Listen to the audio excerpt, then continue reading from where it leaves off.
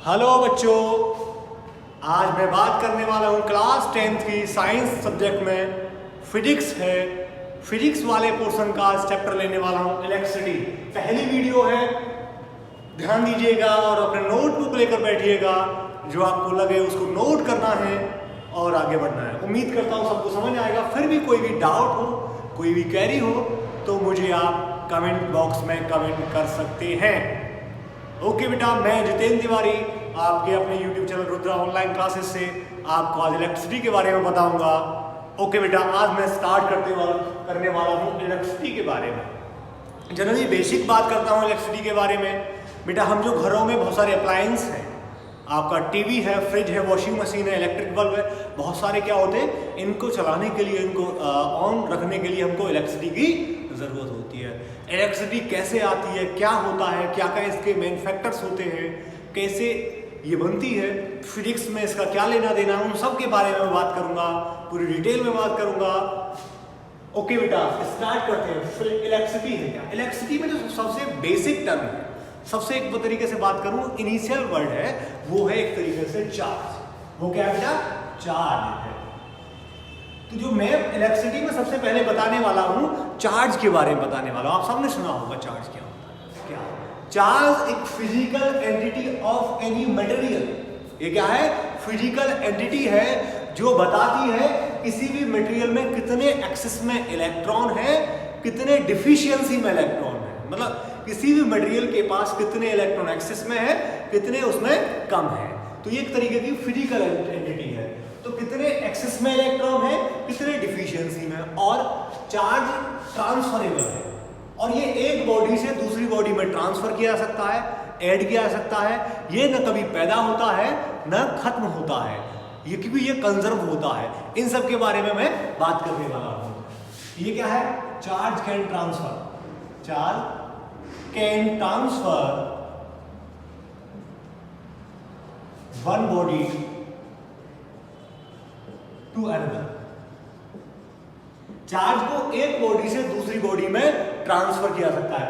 Charge के बारे में ध्यान दें। चार्ज एक फिजिकल एंटिटी है जो बताता है किसी मटेरियल के पास कितने इलेक्ट्रॉन्स ज्यादा हैं, कितने इलेक्ट्रॉन्स कम हैं। ओके बेटा, charge can transfer one body to another. ठीक है बेटा। दूसरी बात, charge have additive nature. Charge have additive in nature. Charge को जोड़ा जा सकता है बेटा। ट्रांसफर से मतलब ट्रांसफर के बारे में बताऊं कैसे कैसे चार्ज को ट्रांसफर करते हैं। तीसरी बात है बेटा, conservation of charge. Conservation of charge. Conservation of charge से मतलब है charge neither be created nor be destroyed. Charge ना पैदा होता है ना खत्म होता है। जब कोई भी एंटिटी ना पैदा हो, क्वांटिटी ना पैदा होती है ना खत्म होती है, तो वो उसे कंजर्व मान लिया जाता है। तो उसमें कोई भी तरीके से केवल एक बॉडी से दूसरी बॉडी में ट्रांसफर हो सकती है। ओके बेटा, नेक्स्ट बात है क्वांटाइज्ड। चार्ज क्या होता है? क्वांटाइज होता है। ये चार बातें चार्ज के बारे में बहुत इंपॉर्टेंट है बेटा। पहली, charge can transfer one body to another body. अब ट्रांसफर के भी बेटा फैक्टर्स के बारे में बात करने वाला हूँ। ये तीन बातें होंगी कि किसी भी मटेरियल में चार्ज ट्रांसफर होता है। मैंने लिख दिया चार्ज ट्रांसफर होता है। तो कैसे ट्रांसफर होता है बेटा? पहला फ्रिक्शन, दूसरा इंड्यूस्ड मेथड होता है। पहला फ्रिक्शन मेथड होता है, इंड्यूस्ड मेथड होता है, तीसरा होता है बेटा कांटेक्ट या कंडक्शन। कंडक्शन या इसको बोलते हैं कांटेक्ट। एक फ्रिक्शन मेथड है, इंड्यूस मेथड है, तीसरा कांटेक्ट मेथड। एक्चुअली में जनरली हम यूज करते हैं बेटा कांटेक्ट मेथड करते हैं। चार्ज को ट्रांसफर कैसे करते हैं? जैसे आपने देखा हो कई बार होम अप्लायंस में हमको घरों में करंट लाना होता है, तो वो घरों में चार्ज लाना होता है तो हम क्या करते हैं? वायर लगाया, जो मेन लाइन है मेन लाइन में वायर कनेक्ट करते हैं, वायर को अपने अप्लायंस में यूज कर लेते हैं। तो ये कौन सा मेथड होता है चार्ज को ट्रांसफर करने का? Contact method. क्या होता है बेटा? Contact method. मतलब एक बॉडी कोई चार्ज बॉडी है, ये बॉडी चार्ज है, मैं कोई अनचार्ज बॉडी को इसके कांटेक्ट में रख दूं तो चार्ज क्या होगा बेटा, इस पर जाने लगेगा और तब तक जाता है जब तक दोनों में चार्ज इक्वल हो जाए। ओके बेटा। दूसरा है बेटा फ्रिक्शन मेथड। जब टू बॉडीज को आपस में रब किया जाए, जब दो बॉडियों को आपस में रब किया जाता है बेटा, तो चार्ज एक बॉडी से दूसरी बॉडी में ट्रांसफर होता है। एक्चुअली में हमने चाइल्डहुड में, बचपन में बहुत सारे क्या होता है, एक स्केल, ग्लास का स्केल लेते हैं, उस अपने हेड पर रब करते हैं और फिर डस्ट पार्टिकल के पास ले जाते हैं। तो देखा होगा उस स्केल पर बहुत सारे छोटे छोटे पार्टिकल्स इकट्ठा हो जाते हैं या कागज के छोटे छोटे टिकड़े इकट्ठा हो जाते हैं। ये किसकी वजह से हुआ? चार्ज की वजह से हुआ, क्योंकि चार्ज हमने अपने हेयर्स के साथ स्केल को रब किया, रब करने से चार्ज क्रिएट हुआ और चार्ज ने और अलग अदर पार्टिकल्स को क्या कर लिया बेटा, अट्रैक्ट कर लिया। तो एक तरीके कौन सा था? Friction method. एक दूसरा एग्जांपल आप जब विंटर सीजन में आपने वूलन के जैकेट वगैरह, वूलन का आप स्वेटर पहन रहे हैं और जब सुबह आप सोकर जगते हैं तो आप जब स्वेटर को उतारते हैं तो देखा होगा आपने कुछ आवाज़ें चट तरीके से चटर करके आवाज़ें आती है बेटा।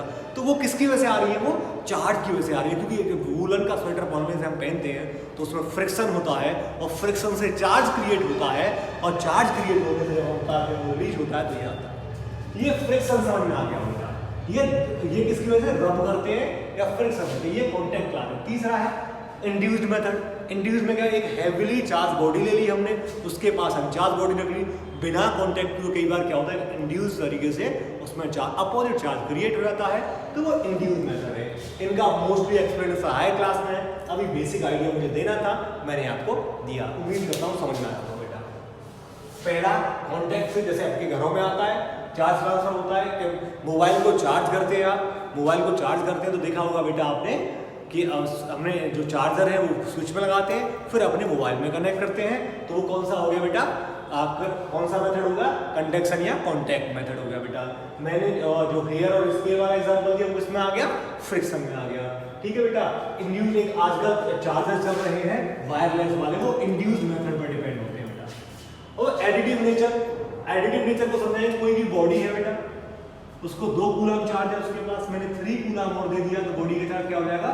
5 कूलम चार्ज। तो 2 कूलम था, 3 कूलम और दे दिया मैंने, टोटल चार्ज क्या हो गया? 5 कूलम चार्ज। ओके बेटा। तो ये 5 कूलम चार्ज हो गया। अब कंजर्वेशन ऑफ चार्ज, जैसे कोई भी बॉडी है बेटा, इसका टोटल चार्ज 10 कूलम है। कंजर्वेशन का ये 3 कूलम, ये 2 कूलम और ये 4 कूलम है और आपका 1 कूलम है। ठीक है बेटा।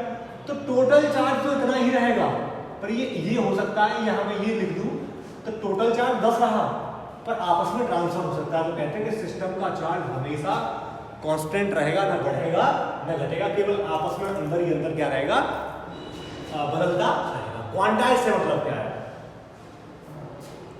किसी भी मटेरियल का चार्ज होता है बेटा, material of charge is equal to the integer multiple of fundamental charge. Charge इसको समझे बेटा, charge of any material, charge of any material is equal to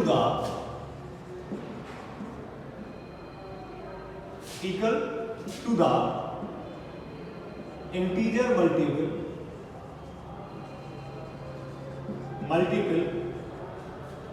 to the fundamental charge,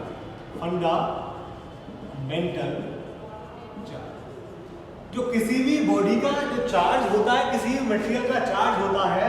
और फंडामेंटल चार्ज क्या होता है? फंडामेंटल चार्ज वो होता है जो किसी पर डिपेंड नहीं करता। फंडामेंटल वर्ड लगने से मतलब होता है बेटा जो किसी दूसरे पर डिपेंड न करता हो, वो खुद में इंडिपेंडेंट हो। तो जो चार्ज के केस में केवल इलेक्ट्रॉन का चार्ज क्या है, उसको फंडामेंटल चार्ज मानते हैं, ई होता है। और ई का जो इंटीजर मल्टीपल होगा वो शो करता है चार्ज की क्वांटाइज्ड प्रॉपर्टी, जहां ई की वैल्यू होती है बेटा 1.6 × 10⁻⁹ कूलम और Q = NA। बेटा यूनिट ऑफ चार्ज क्या होती है बेटा? यूनिट क्या होती है? ऐसा यूनिट होती है कूलम, या स्टेट सीडीएस में होती है बेटा स्टेट कूलम। ये यूनिट होती है कूलम, और स्टेट कूलम क्या होती है बेटा? इसकी यूनिट। ये एसआई में, ये सीडीएस में यूनिट होती है स्टेट कूलम। ई की वैल्यू क्या होती है? ये समझ में आ रहा होगा। मैंने चार्ज किया एक फिजिकल एंटिटी है जो बताता है किसी बॉडी के पास बेटा कि कितना एक्सेस में इलेक्ट्रॉन है, कितना डिफिशियंसी में इलेक्ट्रॉन है। चार्ज की कुछ प्रॉपर्टीज के बारे में बात की मैंने। चार्ज को ट्रांसफर किया सकता है वन बॉडी से अनदर बॉडी में, चार्ज ऐड किया सकता है, चार्ज कंजर्व रहता है और चार्ज क्वांटाइल्स होता है। क्वांटाइल्स को मतलब क्या होता है, कोई किसी भी मटेरियल का फंडामेंटल चार्ज वो इंटीजर मल्टीपल होता है टोटल चार्ज का। Q equal to Ne। Okay बेटा, समझ में आ गया होगा। कुछ इससे रिलेटेड एक न्यूमेरिकल छोटा मोटा कई बार एग्जाम में आया था बोर्ड के में चार्ज रिलेटेड, वो मैं बताने वाला हूँ अभी आपको, ध्यान दीजिए। अभी मैंने यहाँ आपको केवल एक फॉर्मूला बताया Q इक्वल टू Ne। वो कौन से वाला, कहाँ से निकल के आया बेटा, क्वांटा आपका बेटा अभी मैंने आपको केवल जो भी बताया उसमें केवल एक फॉर्मूला बताया प्रॉपर्टी में क्वांटाइजेशन ऑफ चार्ज। वो फॉर्मूला क्या था बेटा, Q इक्वल टू N। क्या है बेटा, Q equal to N। Question समझिए इससे रिलेटेड। कोई भी मटेरियल है उसके पास 15 इलेक्ट्रॉन है। कितने हैं बेटा, कोई भी मटेरियल है उसके पास 15 इलेक्ट्रॉन है, तो बताओ मटेरियल का चार्ज कितना होगा। ध्यान दीजिएगा क्वेश्चन को। कोई ऐसा मटेरियल जिसके पास 15 इलेक्ट्रॉन है और तो उसका चार्ज कैसा होगा, उसकी नेचर कैसी होगी। तो बेटा क्या पूछा है, Q, N गिवन है, Q पूछा है, तो फॉर्मूला कौन सा लाएंगे, Q इक्वल टू Ne 50 और E की वैल्यू क्या होती है 1.6 into 10 to the power minus 9 into 10 to the power minus 19 coulomb charge. Clear हुआ नहीं हुआ बेटा, केवल सिंपल वैल्यू रख देनी है, केवल सिंपल वैल्यू रख देनी है, कैलकुलेशन कर लेना है तो आसान हो जाएगा बेटा। एक ऐसा क्वेश्चन मिलता है, दूसरे टाइप का क्वेश्चन क्या होता है बेटा कि कोई भी मटेरियल है, कोई भी बॉडी है, उसके पास 5 कूलम चार्ज। क्या है बेटा, Q की वैल्यू क्या दे दी, कोई भी मटेरियल है उसके पास 5 कूलम चार्ज है और यहां मैं बोल रहा था प्रॉपर्टी क्या होगी, चूंकि इलेक्ट्रॉन ज्यादा है तो इसलिए नेगेटिव चार्ज होगा। 5 कूलम चार्ज है तो बताओ उसमें कितने इलेक्ट्रॉन होंगे। पूछा किसी भी मटेरियल के पास 5 कूलम चार्ज है तो बताइए उसके पास कितने इलेक्ट्रॉन होंगे। फॉर्मूला वही Q इक्वल टू Ne, मुझे निकालना N है, N equal to Q over E, Q की वैल्यू 5 और E की value 1.6 into 10 to the power minus 90। Solve करेंगे आंसर आपके पास आ जाएगा कितने इलेक्ट्रॉन उसके पास मौजूद है। तो ये इससे रिलेटेड बेटा न्यूमेरिकल्स थे। बेटा जब चार्ज की पूरी स्टडी करने के बाद, चार्ज से रिलेटेड उसकी प्रॉपर्टी, चार्ज से रिलेटेड न्यूमेरिकल्स के बाद मैं आता हूँ, टॉपिक स्टार्ट होता है इलेक्ट्रिक करंट, जो मोस्ट इंपोर्टेंट टॉपिक है। सारा इसी को ये समझ में आ गया क्योंकि ये सब एक टॉपिक बेटा लिंक्ड है। ये सब सारे टॉपिक क्या है, एक दूसरे से लिंक है और सबको ओरिजिन कहां से होगा, चार्ज से होगा। इसलिए चार्ज को मैंने ब्रीफ में बताया है, चार्ज को मैंने ब्रीफ में बताया। और हम जनरली क्या करते हैं, हम मोस्टली चार्ज को बहुत आसानी से कैजुअली लेते हैं और बाकी चीज़ों को। जब हमारा फाउंडेशन या बेस ही वीक होगा तो हम आगे कैसे बढ़ेंगे। तो सबसे पहले मैंने चार्ज को इसलिए एक्सप्लेन किया बेटा आपको और ब्रीफ में किया। इलेक्ट्रिक करंट के बारे में बात करता हूं बेटा। The rate of flow of charge, the rate of flow of charge is known as electric current. मतलब किसी भी मटेरियल से पर यूनिट टाइम में कितने चार्ज निकल के जा रहा है वो उसकी करंट कहलाता है बेटा। समझ में आया नहीं आया, मतलब ऐसे समझिए कोई भी मटेरियल है, कोई भी मटेरियल से किसी पर यूनिट टाइम में जितने चार्ज फ्लो होके जा रहे हैं वो क्या होगी, इलेक्ट्रिक करंट होगी। या बात करूं the rate of flow of charge is known as electric current. Hindi में बात करूं आवेश प्रवाह की दर को वैद्युत धारा कहते हैं बेटा। Okay, it's denoted by I, it's denoted by I। I equal to क्या हो गया बेटा, Q ओवर T। I क्या हो गया बेटा, Q ओवर T। कोई दिक्कत वाली बात है, या इसका दूसरा फॉर्मूला हो जाता है Q equal to Ne over T। Q का भी है फॉर्मूला पढ़ा था, ये हम लिख देते हैं। ऐसा यूनिट क्या होती है इसकी बेटा, एम्पियर। क्या होती है बेटा, एम्पियर होती है। यूनिट क्या होती है बेटा, ampere. It is a scalar quantity, it is a scalar quantity. एक क्वेश्चन आता है बेटा जो बहुत इंपॉर्टेंट क्वेश्चन है, जनरली पूछा जाता है कि electric current having a direction but it is a scalar quantity why. हम जब क्वांटिटी को पढ़ते हैं, स्केलर और वेक्टर क्वांटिटी को, जनरली डेफिनेशन पढ़ाई जाती है हमको कि वो क्वांटिटी जिनके पास डायरेक्शन होती है वो वेक्टर होती है, जिनके पास डायरेक्शन नहीं होती वो स्केलर होती है। फिर कह देते हैं कि साहब इलेक्ट्रिक करंट जिसके पास डायरेक्शन है फिर भी स्केलर है, तो क्यों बताइए, और फिर लिख देते हैं अपवाद होता है। फिर क्या कह देते हैं, ये अपवाद होता है। बेटा ऐसा कुछ नहीं होता, वहां भी हम इनकम्प्लीट डेफिनेशन पढ़ के आए हैं। वास्तव में कंप्लीट डेफिनेशन वेक्टर और स्केलर की होती है ऐसी क्वांटिटी जिनके पास डायरेक्शन मैग्नीट्यूड हो तो ठीक है, साथ ही साथ वो वेक्टर लॉ ऑफ एडिशन को फॉलो करनी चाहिए। क्या करनी चाहिए बेटा, वो क्वांटिटी जो वेक्टर लॉ को ओबे करती है, फॉलो करती है, वो वेक्टर क्वांटिटी है। जो वेक्टर लॉ को फॉलो नहीं करती है वो स्केलर क्वांटिटी है।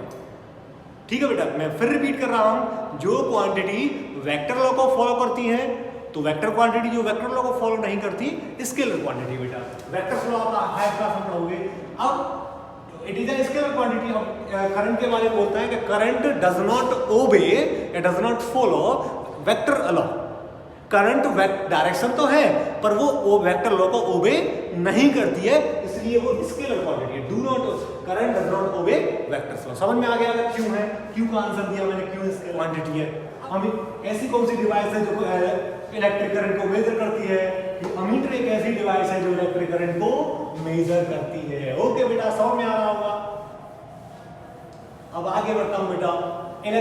मैंने अभी चार्ज बताया, चार्ज से रिलेटेड प्रॉपर्टी बताई, न्यूमेरिकल्स बताए, फिर आगे बेटा potential difference. Potential difference, potential difference. अभी तो आसान छोड़ा सा एक बेसिक्स पढ़ लेते हैं पोटेंशियल के बारे में। 12th क्लास में उसका ब्रीफ सर्वे, पूरा एक बहुत बड़ा टॉपिक दे रखा है, पूरा चैप्टर पढ़ा रखा है पोटेंशियल के बारे में। तो मैं पोटेंशियल से पहले पोटेंशियल डिफरेंस को एक्सप्लेन कर रहा हूं बेटा। किसको एक्सप्लेन कर रहा हूं, पोटेंशियल को बेटा। तो थोड़ा सा इसके बारे में थोड़ा सा आगे की बातें होंगी कि जब कोई चार्ज पार्टिकल, ध्यान दीजिएगा बेटा, जब कोई चार्ज पार्टिकल फील्ड के अंदर, जब कोई चार्ज पार्टिकल इलेक्ट्रिक फील्ड के अंदर एक पॉइंट से दूसरे पॉइंट तक लाने में, जब किसी चार्ज पार्टिकल को इलेक्ट्रिक फील्ड के अंदर एक पॉइंट से दूसरे पॉइंट तक लाने में जो वर्क डन करना पड़ता है वो होता है, वो पोटेंशियल, वो क्या होता है, पोटेंशियल डिफरेंस होता है। जब किसी यूनिट चार्ज पार्टिकल को इलेक्ट्रिक फील्ड के अंदर एक पॉइंट से दूसरे पॉइंट तक लाने में जो वर्क डन करना पड़ता है बेटा, वो क्या होता है, पोटेंशियल डिफरेंस होता है। The work done per unit charge, the work done per unit charge in moving, in bringing the work done per unit charge, in bringing a charge, one charge 1 point to another point, another point in electric field, electric field के अंदर किसी unit charge को एक point से दूसरे point तक लाने में जो वर्क डन करना पड़ता है वो क्या होता है बेटा, इलेक्ट्रिक, वो क्या होता है, पोटेंशियल डिफरेंस होता है। अब बात आती है बेटा कि इलेक्ट्रिक फील्ड क्या होता है। इलेक्ट्रिक फील्ड वर्ड मैंने यूज किया, क्या होता है जनरली एक हल्का सुनेंगे, जब कोई चार्ज पार्टिकल रेस्ट में होता है। चार्ज टू टाइप्स के होते हैं बेटा, चार्ज क्या होते हैं, टू टाइप्स के होते हैं, एक पॉजिटिव चार्ज होता है, एक नेगेटिव चार्ज होता है। और जो सेम चार्ज है एक दूसरे को रिपेल करते हैं, अपोजिट चार्ज एक दूसरे को अट्रैक्ट करते हैं।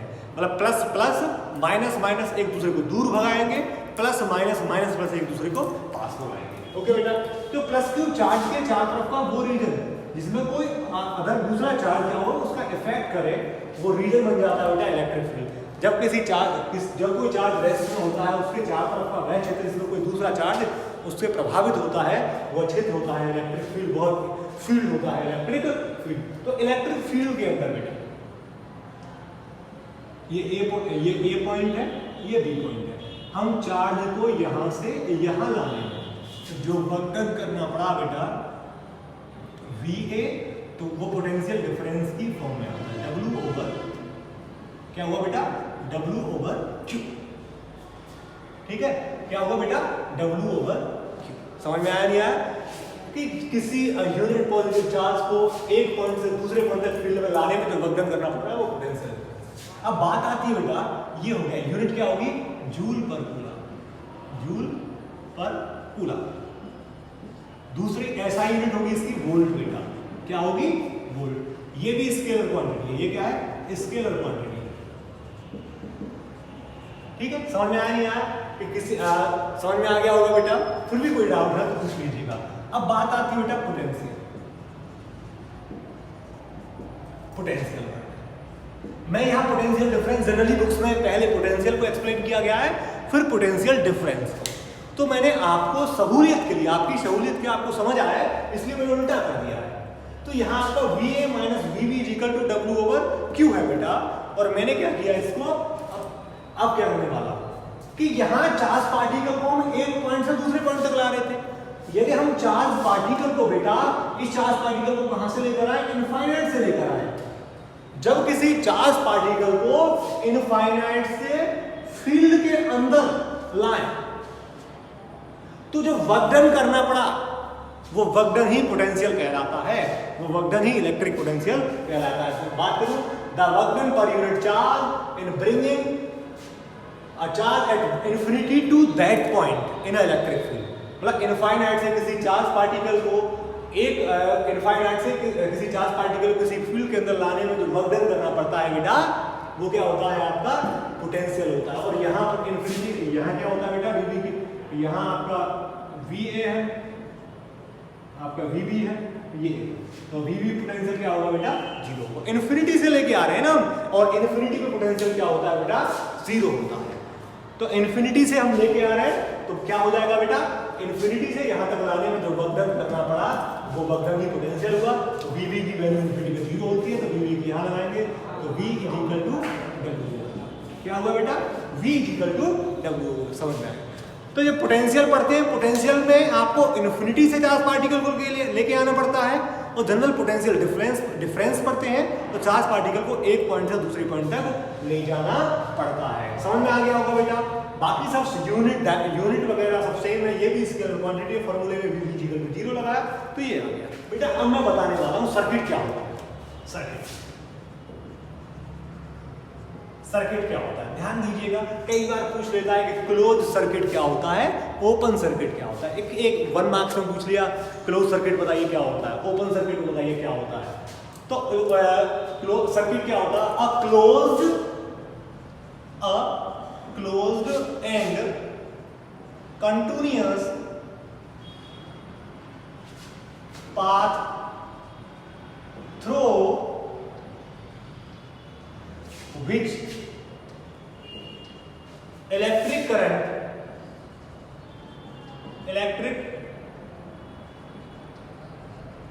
flow, ऐसा क्लोज और कंटिन्यूअस पाथ जहां से इलेक्ट्रिक करंट फ्लो होती है is known as electric circuit. Electric circuit क्या होते हैं, वो भी इलेक्ट्रिक वर्ड ले रहा हूं बेटा।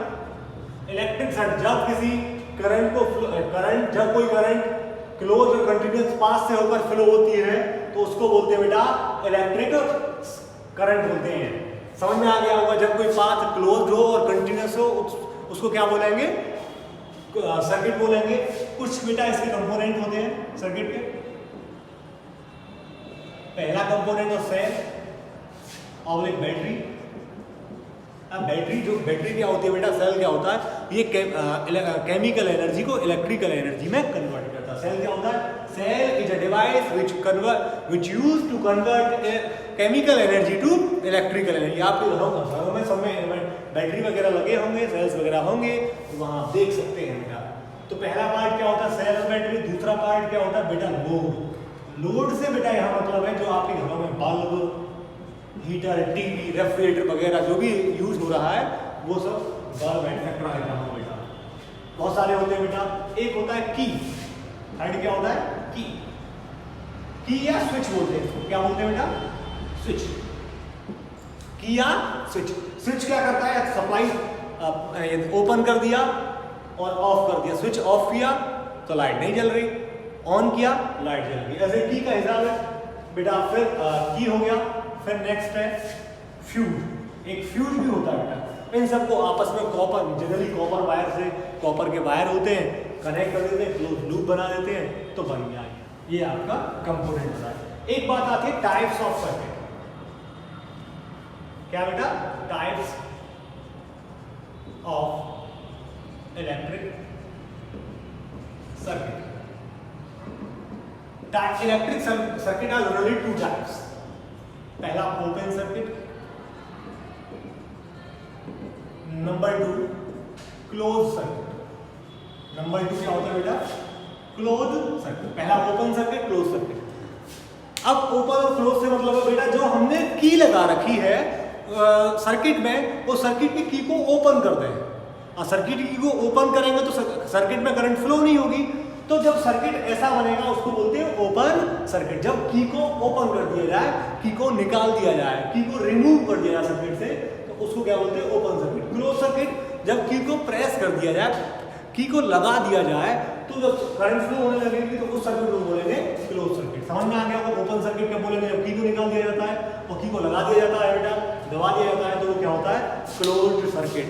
ये बेटा सर्किट के बारे में। सर्किट एक close and continuous path through which electric current flowing known as electric circuit. Component थे, एक सेल था, एक बैटरी थी, की, लोड, बल्ब और फ्यूज, हीटर वगैरह। टाइप्स क्लोज्ड और ओपन सर्किट। बेटा मैं आगे बात करता हूँ ओम्स लॉ के बारे में। अभी मैंने charge, electric current, potential, potential difference के बारे में बात किया। अब मैं ओम्स लॉ के बारे में बात करूँ। बहुत ही इंपॉर्टेंट टॉपिक है ओम्स लॉ आपके बोर्ड के एग्जाम के हिसाब से। इसको बड़ा ध्यान से देखिएगा, इंपॉर्टेंट टॉपिक है बेटा बोर्ड के एग्जाम के हिसाब से। तो ओम्स लॉ की कुछ एक बातें हैं। ओम्स लॉ के द्वारा ही हम किसी भी कंडक्टर को डिफाइन कर पाते हैं, वो ओमिक है, अनोमिक है।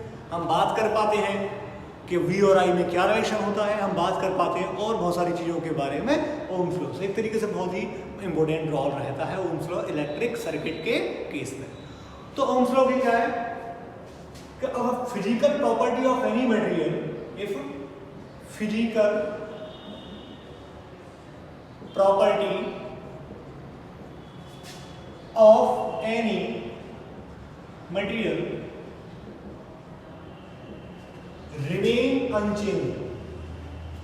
remains unchanged। मतलब किसी फिजिकल प्रॉपर्टी से यहां मतलब है बेटा टेम्परेचर के बारे में बात करूं और भी कई सारी प्रॉपर्टी के। टेम्परेचर मेनली क्या है? टेम्परेचर। आपका जो मटेरियल है, मटेरियल बोले तो कंडक्टर कह सकता हूं, कंडक्टर। क्या बेटा? कंडक्टर। तो किसी भी कंडक्टर का टेम्परेचर जब सेम रहता है तब current then electric current flow through the conductor is directly proportional to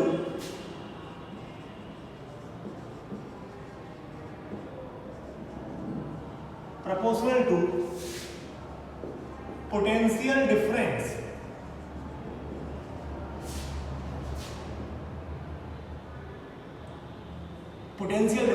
across the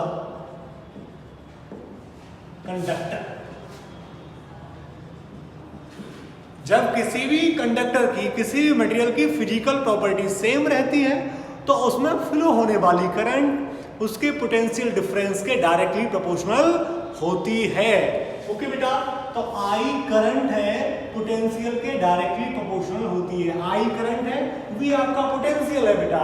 मैं इसको और दूसरे तरीके से लिखूं, वी इज प्रोपोर्शनल टू आई।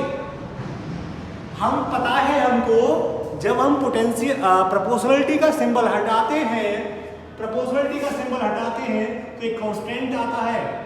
इसको ये क्या है? Constant of proportionality, constant of proportionality and is also known as known as resistance and also known as resistance बेटा। तो जो V और I से यहां से होता है रेजिस्टेंस का रन, और रेजिस्टेंस को V ओवर I में भी लिख देते हैं। ठीक है बेटा, क्या कर देते हैं? V ओवर I में लिख देते हैं। अब ये बेटा यूनिट ऑफ रेजिस्टेंस बात करूं मैं, यूनिट ऑफ रेजिस्टेंस के बारे में बात करूं, ओम होती है। ओम रेजिस्टेंस की यूनिट क्या होती है? ओम की कुछ साइंटिस्ट का नाम ओम्स लॉ, इसलिए इसके नाम के बेस पर ये किया गया कि रेजिस्टेंस की यूनिट ओम होती है। इसका सिंबल क्या होता है बेटा? ये। ओम का सिंबल क्या होता है? ये होता है, या वोल्ट पर एम्पियर, या क्या होती है? वोल्ट पर एम्पियर ओम। ठीक है बेटा, ये समझ में आ गया होगा। एक आता है ग्राफ बेटा, क्या आता है बेटा? VI graph. यहां लिख रहा हूं बेटा VI ग्राफ। कई बार ओम्स लॉ में VI ग्राफ लिखा होता है, कौन सा करेक्ट है कौन सा करेक्ट नहीं है। VI ग्राफ से मतलब है यहां बेटा जब किसी पोटेंशियल का V वेरी किया जाए तो I में क्या क्या चेंज होते हैं उनके बारे में बात कर रहे हैं। देखो बेटा V और I एक दूसरे के डायरेक्टली प्रोपोर्शनल है। इट मींस V वेरी करेगा तो I वेरी करेगा, मतलब V इंक्रीज करेगा तो I भी इंक्रीज करेगा। यदि V 0 है तो I भी आपका 0 होगा। इससे कंक्लूजन निकलता है कि ये हमें एक स्ट्रेट लाइन मिलेगी। हमें क्या मिलेगी बेटा? एक स्ट्रेट लाइन मिलेगी। तो ये आपका VI ग्राफ है। स्लोप क्या होता है? VI ग्राफ का स्लोप ही तो रेजिस्टेंस को बात कर रहा है, V होगा। ओके बेटा, तो ये VI ग्राफ हो गया, ये ओम्स लॉ हो गया, और ये ओम्स लॉ से रेजिस्टेंस निकल के आया। एक बात आती है बेटा ओम्स लॉ के बेस पर, नोट करते जाएंगे सारी चीजें, नोट करेंगे, काफी इंपॉर्टेंट चीजें हैं। ओम्स लॉ के बेस पर बेटा कंडक्टर को 2 टाइप्स में डिवाइड किया गया। On the behalf of Ohm's law conductor divided into categories. Number 1 ohmic conductor, number 2 unohmic conductor. Okay बेटा, अब इनके बारे में अलग अलग बात करूंगा। ओहमिक क्या होते हैं, अनओहमिक क्या होते हैं। ओहमिक कंडक्टर वो कंडक्टर होते हैं जो ओम्स लॉ को ओबे करते हैं। ओबे ओम्स लॉ, ओम्स लॉ को ओबे करते हैं। ओबे ओम्स लॉ, ठीक है, ओम्स लॉ का अच्छे से पालन करते हैं। और ये do not obey Ohm's law. जो अनओहमिक होते हैं बेटा ओबे को जो ओम्स लॉ को ओबे नहीं करते उन्हें बोलते हैं अनओहमिक कंडक्टर। इसी के बिहाफ पर हम सर्किट के बारे में बात करते हैं जो ओम्स लॉ को ओबे करते हैं। ओहमिक सर्किट जो नहीं करते। अनओहमिक सर्किट मैंने अभी कराया था। सर्किट क्या होता है कि जो फिर उसमें कैसे करा, क्लोज सर्किट ओपन सर्किट के बारे में बात किया। ये ओम्स लॉ के बारे में मैंने बात किया। कोई भी डाउट हो कमेंट करिएगा बेटा और बताइए कौन सा नहीं समझ में आया। तो बेटा जब मैंने ओम्स लॉ के बारे में स्टडी की और ओम्स लॉ को आपको बताया तो एक कंक्लूजन निकला कि जो रेजिस्टेंस होता है V और I के रेशियो के इक्वल होता है। तो यहां से एक नई टर्म निकल के आई रेजिस्टेंस। पूरे चैप्टर में आप बेटा आगे जो न्यूमेरिकल्स होंगे रेजिस्टेंस का बहुत बड़ा फैक्टर है, और इस चैप्टर से रेजिस्टेंस से रिलेटेड 100% न्यूमेरिकल आता है। कॉम्पिटिटिव एग्जाम हो या बोर्ड एग्जाम हो, दोनों में आता है बेटा। तो हम किसके बारे में बात करें बेटा? रेजिस्टेंस के बारे में।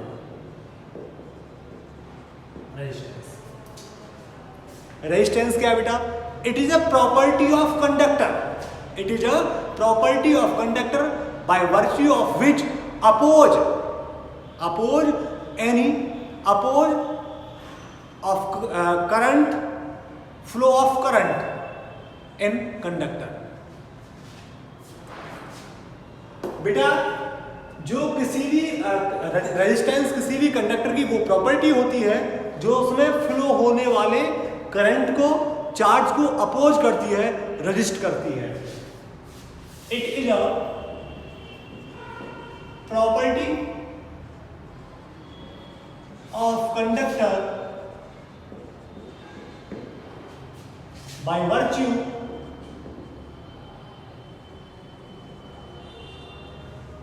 of which it oppose oppose the flow of current. Electric बेटा किसी भी कंडक्टर की प्रॉपर्टी होती है रेजिस्टेंस जो उसमें से फ्लो होने वाले करंट का अपोज करती है। क्या करती है बेटा? अपोज करती है। आर यूनिट क्या होती है? ओम। यूनिट क्या होती है बेटा? इसकी ओम यूनिट होती है। ओके, ये कांस्टेंट है प्रोपोर्शनलिटी। अब बात आती है कि factor affecting of the resistance या डिपेंडेंस ऑन रेजिस्टेंस। फैक्टर्स के बारे में बात कर रहा हूं या रेजिस्टेंस को प्रभावित करने वाले कारक। Factor affecting of the resistance, factors के बारे में बात करने वाला हूं। रेजिस्टेंस किन किन फैक्टर्स पर डिपेंड करता है, क्या क्या होता है, इन सब के बारे में बात करता हूं। तो पहला, length of conductor. Length of conductor, जो किसी भी कंडक्टर की रेजिस्टेंस होती है लेंथ के डायरेक्टली प्रोपोर्शनल होती है। लेंथ के क्या होती है बेटा? डायरेक्टली प्रोपोर्शनल होती है। यदि किसी कंडक्टर की लेंथ इंक्रीज होती है तो उसका क्या होगा बेटा? रेजिस्टेंस भी इंक्रीज होगा, क्योंकि डायरेक्टली प्रोपोर्शनल है। क्लियर बेटा? दूसरी बात है area of conductor. Area of conductor, बात करूं बेटा, area of conductor, resistance of conductor is inversely proportional to area. जो किसी भी कंडक्टर का जो क्रॉस सेक्शनल एरिया है वो रेजिस्टेंस के इनवर्सली प्रोपोर्शनल होता है। और एक केस आता है कई बार, जब किसी वायर को मैं खींच रहा हूं, स्ट्रेच कर रहा हूं, तो स्ट्रेच करने से उसकी लेंथ तो बढ़ जाती है पर उसका क्रॉस सेक्शनल एरिया घट जाता है, क्योंकि उसका क्रॉस सेक्शनल एरिया में दोनों फैक्टर आते हैं, आर स्क्वायर एरिया जब निकालते हैं। ठीक है बेटा? तो एरिया के इनवर्सली प्रोपोर्शनल होती है। तो तीसरी बात होती है nature of the material. Nature of the material, किसी भी कंडक्टर का जो रेजिस्टेंस होता है बेटा उसकी नेचर पर डिपेंड करता है। मतलब कंडक्टर बदलने से, मटेरियल बदलने से, और कहूं तो नहीं इसकी जगह मटेरियल बदल जाने से रेजिस्टेंस की वैल्यू बदल जाती है। मतलब इसी के बिहाफ पर हमने बैड कंडक्टर और गुड कंडक्टर को बारे में एक्सप्लेन किया। जिनकी रेजिस्टिविटी, जिनका रेजिस्टेंस लो होता है, जिनका रेजिस्टेंस लो होता है, इससे करंट के फ्लो होने में ऑब्स्टिकल कम क्रिएट होता है, आसानी से करंट फ्लो होती है, उनको गुड कंडक्टर बोलते हैं। जैसे आपका सिल्वर है, गोल्ड है, एल्युमिनियम है। और ऐसे ही बेटा जिनका रेजिस्टेंस बहुत हाई होता है, उन कंडक्टर का रेजिस्टेंस बहुत हाई होता है, तो उनमें से करंट फ्लो होती है, करंट को फ्लो होने में प्रॉब्लम होती है, तो इसलिए उनको बैड कंडक्टर बोलते हैं। इसी के बिहाफ पे बात करते हैं बेटा। ठीक है? तो यहां से हमने बात किया बेटा R is proportional to L, R is inversely proportional to 1/a। यदि मैं बेटा इन दोनों इक्वेशंस को आपस में मैच कराऊं, आपस में कंबाइनिंग अबव इक्वेशन के बारे में बात करूं, तो देख रहे होंगे are is proportional to L/A। लंबाई के डायरेक्टली प्रोपोर्शनल और एरिया के इनवर्सली प्रोपोर्शनल है बेटा रेजिस्टेंस। ठीक है बेटा? एरिया के इनवर्सली प्रोपोर्शनल और लंबाई के। तो अब प्रोपोर्शनलिटी के सिंबल हटाऊं बेटा तो एक नया कांस्टेंट आता है, वो भी कांस्टेंट है, इसको बोलते हैं रेजिस्टिविटी या specific resistance. Rho is a constant of proportionality and is also known as resistivity. तो rho is equal to बेटा RA/L। rho is equal to क्या हो गया बेटा? RA/L। और यूनिट क्या होगी बेटा इसकी? यूनिट होगी इसकी ओम मीटर। ओम मीटर यूनिट क्या होगी बेटा? इसकी ओम मीटर। रेजिस्टिविटी के बारे में, कॉम्बिनेशन ऑफ रेजिस्टेंस के बारे में मैं आगे नेक्स्ट वीडियो में आपको एक्सप्लेन करूंगा। इनमें से कोई भी क्वेरी हो बेटा, कोई भी डाउट हो, कैसा भी हल्का सा भी डाउट हो, तो मुझे कमेंट करेंगे, बताएंगे। और वीडियो को पसंद आई हो तो वीडियो को लाइक करेंगे, कमेंट करेंगे, शेयर करेंगे, और चैनल को सब्सक्राइब नहीं किया तो सब्सक्राइब करेंगे। Thank you very much.